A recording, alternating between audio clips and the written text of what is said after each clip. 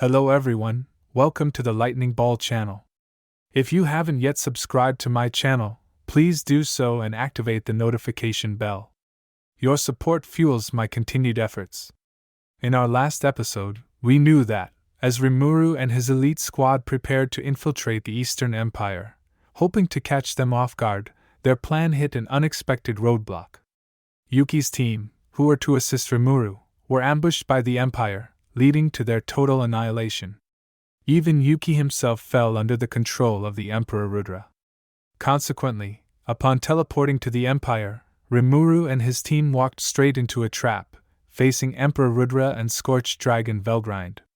In this episode, we delve into the ideological clash between Rudra and Rimuru, the capitulation of the Storm Dragon by Rudra, and Rimuru's ensuing fury. Let's get started. Rudra wore a cold smile as he gazed upon Rimuru and his companions, who were trapped. Yuki, intended as their contact, stood silently to one side. Velgrind, reminiscent of a dutiful wife, had cast a thin barrier to protect Rudra as he prepared to stand. Her formidable presence left no doubt that she was indeed Velgrind herself. Maintaining his smile, Emperor Rudra asked if Rimuru's arrival here was unexpected, suggesting that a summit of leaders might be intriguing. With a wave of his hand, 2 chairs materialized. Rimuru took a seat without hesitation. Benimaru, Diablo, Soei, and Xian immediately took positions behind Rimuru. Candidly, Rimuru acknowledged that Rudra had outmaneuvered them, admitting he hadn't anticipated such a turn of events. Rudra, expressing surprise himself, noted that while he expected the armored division's defeat, he hadn't anticipated no survivors. Upon being asked who devised the failed strategy for the 1 million army, Emperor Rudra, surprisingly nonchalant, openly shared the entire plan. As suspected, Tatsuya Kondo was the mastermind behind it all. The strategy was broken down into 3 phases. Initially, to awaken several powerful individuals in the despair of hellish warfare, then feign retreat. Next, Velgrind was to eradicate the rebellious composite division, using their corpses as a sacrificial catalyst to mass-produce magents with Kigali's abilities. The final phase involved luring Rimuru into a false sense of security about the Empire's vulnerabilities, thereby ambushing and crushing him and his team in one fell swoop. Simultaneously, if Rimuru deployed his forces, the Monster Federation would be left weakened, providing an opportunity for Marshal Velgrind to capture the Empire-aimed chess piece, Storm Dragon Veldora. This elaborate plan, however, left Rimuru bewildered, as every step seemed to involve Scorched Dragon Velgrind. For instance, Velgrind should have been at the site of the composite division, yet she also appeared before them. The Lord of Wisdom suggested a possibility, an ultimate skill that allows the creation of parallel existences. When Rimuru mentioned this, Velgrind commended his insight. But to Rimuru, the concept was terrifying. He felt as helpless against Velgrind as Testarossa had declared herself to be. Rimuru had originally thought summoning the Storm Dragon could at least provide an equal match, but now that was out of the question. Parallel existence, as its name implied, enabled summoning multiple bodies identical to the original. Unlike Soei's shadow body clones, which were less powerful and multi-operatively controlled by a single consciousness, parallel existences were each an original entity with their own consciousness and full magical power. While the downside was a reduced maximum magical capacity, this hardly impacted a true dragon like Velgrind, known for her immense magical reserve. Grasping this, Rimuru couldn't immediately devise a strategy for victory. Nonetheless, he maintained a confident demeanor, unwilling to show weakness to the enemy. Confronting Emperor Rudra directly, Rimuru then questioned the purpose behind the elaborate traps set for them. Rudra, with a light laugh, seemed unfazed. Rimuru pondered the situation, concluding that Rudra's aim wasn't solely their elimination. Setting up a dedicated discussion space was unnecessary for that. Rudra had dual motives: to win over Rimuru and, as previously mentioned, to control Veldora while buying time. Rimuru swiftly contacted Veldora through the Soul Corridor. Veldora, in a panic, reported his sister Velgrind was about to invade the labyrinth, and he might have to intervene.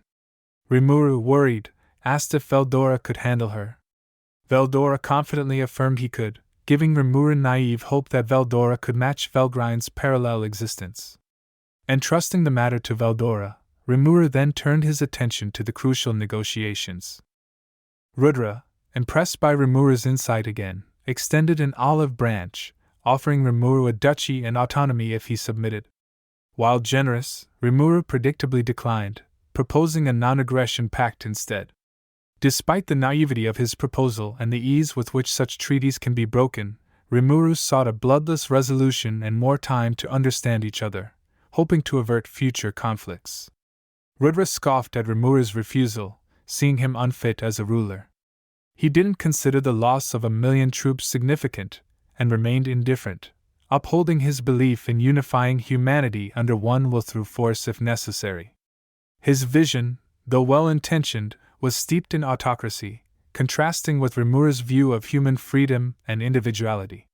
Rudra mocked Rimuru's naivety, proudly asserting his own views as the epitome of justice. He warned Rimuru that pandering to the whims of the so-called ignorant masses could never forge a better world. However, Rimuru retorted unapologetically, emphasizing that anyone, including Rudra, could make mistakes. Rudra, in a rare moment of agreement, admitted this truth but maintained that catering to every whim of the populace was impractical, and would only lead to further chaos. Both Rimuru and Rudra stood firm in their convictions, unwilling to concede ground in their ideological standoff. Rudra, acknowledging the futility of their debate, once again extended an olive branch to Rimuru, hoping the demon lord would join his ranks. However, understanding Rudra's true intentions only strengthened Rimuru's resolve to refuse. With negotiations at an impasse, conflict seemed inevitable. Velgrind, as if anticipating Rimuru's thoughts, gave a cold smirk and elegantly drew a line with her fingertip in the air, conjuring a screen-like apparition. Displayed on this ethereal screen was the ongoing battle in Dworgen Nation. The three primordial demon beauties, who had appeared invincibly strong, were now prostrate before Velgrind, grievously wounded and clearly unable to last much longer. Meanwhile, the armies of Dworgen Nation and the Monster Federation were locked in fierce combat with the forces of the Empire.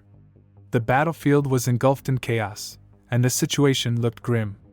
Velgrind, with a hint of disdain, remarked that even the primordial demons Rimuru was relying on couldn't possibly win against her. With a cold smirk on her face, she encouraged Rimuru to reconsider his stance. However, Rimuru refused to yield. He questioned Rudra's vision of a unified world under a single will, wondering if such a world would truly allow everyone to live happily. Even in a world without war or hunger, if there was no free will, what was the point of living? In Rimuru's eyes, Rudra's plan seemed to strip humanity of its potential. Rudra argued that potential was unnecessary, believing that human freedom would quickly lead to conflict and eventual destruction.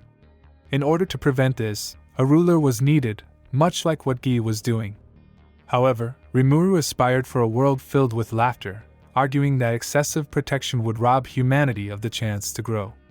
Humans were stronger than imagined, and even as a ruler, it was essential to allow them a degree of free will and happiness.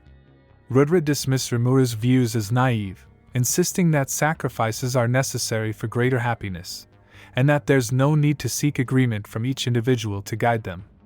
Rimuru also questioned Rudra's motives for being a king, whether it was for glory or genuinely for the people. Although Rudra claimed it was for the people, Rimuru disagreed, emphasizing his own role as a demon lord to serve everyone's interests. He acknowledged that sacrifices are sometimes necessary for a greater good, but was always contemplating how to minimize them. Rimuru admitted that his ascension to true demon lord came with the sacrifice of 20,000 souls, a burden of sin he carries, just as Rudra carries his own. As Rudra's fiery gaze met Rimuru, he momentarily lost his composure but soon regained his calm, muttering about Rimuru's youthful naivety. Rudra admitted that it had been a long time since he felt so emotionally stirred. With the negotiations irreparably broken, Rimuru gave a signal, and his four subordinates braced for combat. Velgrind expressed regret at not being able to persuade Rimuru and noted that her brother Veldora had unexpectedly grown much stronger. Resolving to use her full strength, Velgrind prepared for what seemed an inevitable confrontation. Hearing these words, Rimuru couldn't help but shift his gaze towards Velgrind.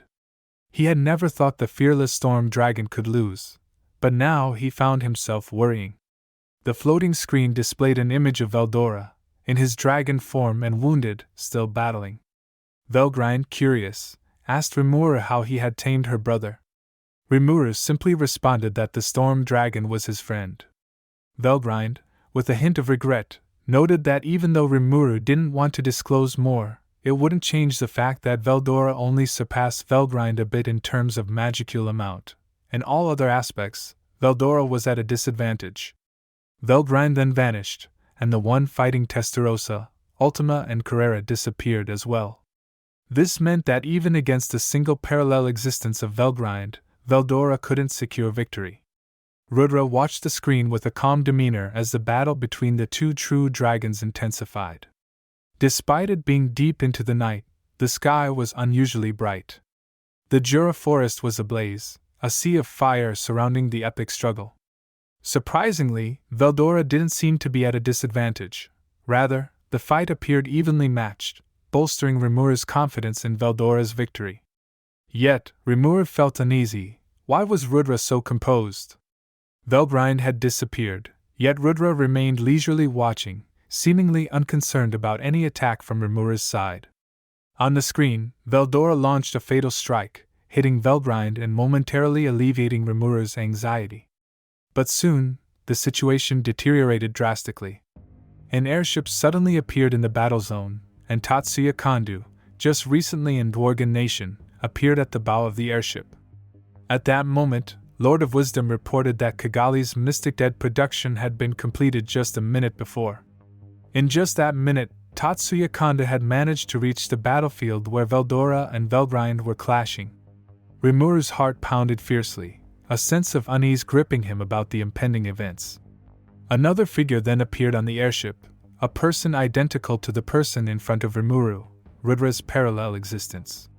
Tatsuya Kondo extended his hand, shooting at Veldora with his gun. Normally, bullets would be ineffective against Veldora's massive form and strength, but this bullet, moving at sublight speed, penetrated Veldora's skin and lodged inside his body. A malevolent power activated. The gunshot wound refused to heal, causing Veldora intense pain. On the other side, Rudra on the airship stretched out his hands. Meanwhile, the Rudra in front of Rimuru stood up, preparing to leave. As he did, he explained that the technique was called Regalia Dominion, capable of dominating any conscious being, including true dragons. Disregarding Rimuru's attempts to stop him, Rudra expressed his disinterest in Rimuru but still hoped Rimuru would join his ranks and embrace a new world. Rudra didn't even glance at Rimuru, suggesting everything was within his control. Despite Rimuru's faint hope for Veldora, Rudra declared that, though it took some time, he had completely dominated Veldora. Rudra's words deeply etched themselves into Rimuru's heart. Subsequently, Rimuru felt a sharp pain in his chest, as if his soul were being ripped from his body. The warning from Lord of Wisdom sounded. The soul corridor connecting Rimuru and Veldora was destroyed, rendering the abilities Lord of Storm, including Storm Dragon Summon and Storm Dragon Restoration, ineffective. The voice of Lord of Wisdom remained calm, but in contrast, Rimuru was struck with astonishment. He had never imagined someone would, or even could, wrest the Storm Dragon away from him. Rimuru erupted in fury, roaring as he charged at Rudra with the fastest speed he could muster, swinging his fists in attack, but hitting nothing. In that instant, Rudra dispelled his parallel existence. The Rudra who had been present vanished into thin air. Rudra's voice still echoed, suggesting Rimuru take some time to reflect in this place known as the Fortress of Dreams. Rudra and his subordinate's presence completely disappeared, leaving Rimuru overwhelmed with intense anger. He didn't need Rudra's reminder to know they had fallen into a trap from the start. The Fortress of Dreams was a distorted space, making escape a formidable challenge. Rimuru had always thought there would be a way out, but this belief had led to his carelessness. Rimuru finally realized the gravity of his situation. This was war, and if he continued with his usual naivety, it could lead to severe consequences. Fuming with rage, Rimuru shouted and began to punch his own face. Even without the sensation of pain, he felt a deep, penetrating hurt in heart. One punch after another, then Xian grabbed Rimuru's wrist. Not only Xian but Benimaru, Soei, and Diablo all tried frantically to stop him. Rimuru apologized to everyone, saying he had lost his cool, and it was thanks to them he regained his composure. However, he lied. Inside, his anger surged repeatedly. Standing up, he realized once more that everyone was protecting his naive self. Even as he beat himself relentlessly, his cheeks remained unscathed, protected by the preemptive defense mode activated by Lord of Wisdom. But where should this unexpressed fury be directed? Rimuru remembered, this was a war. There was no room for mercy. If the Empire had enraged him, he would respond with all his might, bestowing upon them a curse of annihilation. Letting his anger burn within, Rimuru unleashed the power he had always kept sealed. Alright, that's all for this video. In our next episode, we'll begin with the content from the 15th volume of TenSura, where the saga of the Empire War finally approaches its climax. I'll do my best to clarify the intricate storyline. In the next episode, we'll delve into the battle details on the clash between Scorched Dragon Velgrind and Storm Dragon Veldora. How the Soul Corridor was cut off. We will explain in the next one. The upcoming installment promises to be an episode filled with tension and excitement. If you enjoyed this video, please like, comment, and subscribe. Your support is greatly appreciated. See you in the next one.